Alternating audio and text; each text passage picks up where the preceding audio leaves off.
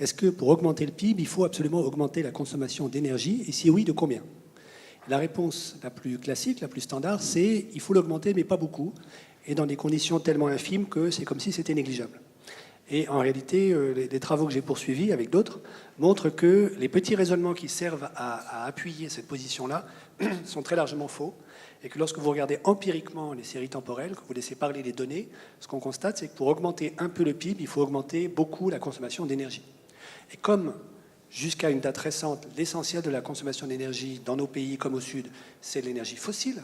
Ça veut dire que la croissance du PIB, c'est essentiellement, pour simplifier, de l'augmentation de la consommation d'énergie fossile et un peu d'intelligence humaine, le stress au boulot, les heures sup, la dureté du patron, HEC, tout ça. Voilà. Pourquoi est-ce que c'est fondamental de s'en rendre compte? C'est qu'aujourd'hui, pour des raisons que vous avez déjà dites, que je vais rappeler, on ne peut pas continuer sur ce modèle-là de croissance.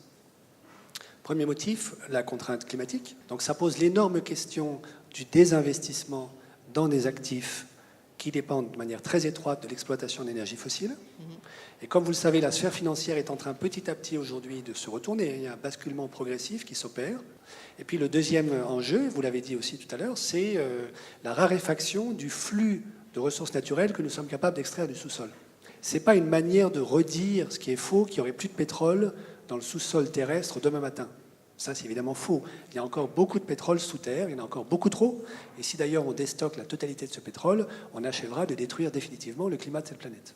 La question qui est posée, c'est le flux. Est-ce qu'on est capable d'extraire plus de, en gros, 90 millions de barils jour, ce qui est le cas à peu près aujourd'hui, de manière durable, pour alimenter la folie qui est la poursuite de l'augmentation du PIB au niveau mondial.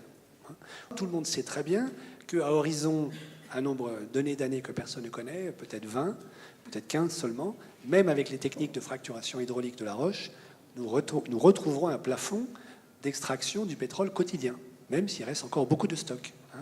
Le ballon d'eau chaude, pour prendre une image, est énorme, c'est la taille du robinet qui est borné. Donc même si vous reste un énorme ballon d'eau chaude, vous ne pouvez pas sortir plus qu'un certain flux quotidien. Or, le PIB, c'est du flux, et pour alimenter le PIB, il faut du flux d'énergie. Ce n'est pas du stock. Vous voyez ? Donc c'est ça la grande problématique.